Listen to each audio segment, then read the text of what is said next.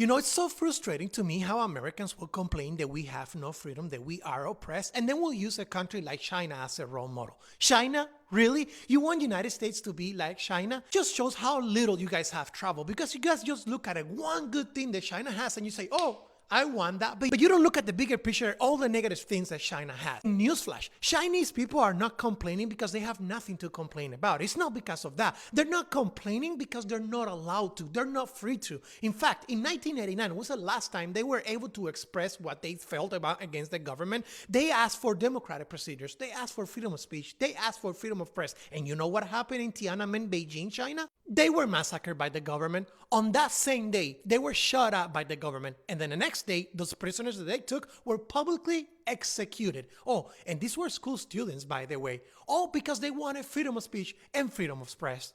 Can you imagine that happening here in the United States? And these were not some gray areas where people were being shot because they were trying to run over an agent. No, they were just protesting. This was black and white public execution.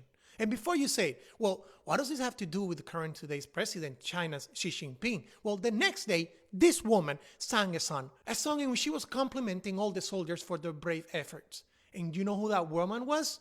None other than Xi Jinping's wife. That's how the current president of China feels against your freedom of expression and freedom of press. Americans, I assure you, if with the snap of a fingers, we are able to move all the American population to China, and they're able to see day by day what China's situation actually looks like, how it is modern slavery, 99% of the population working for that 1% of the Communist Party, then you will protest. Then you will complain of the lack of freedom and the lack of good life afforded to you. But then you would only be massacred. So no, America is the best nation in the world. America is the best country in the world. We have achieved true freedom, but you're using it to criticize our paradise while praising somebody else's hell and devil. Communist propaganda results at its finest.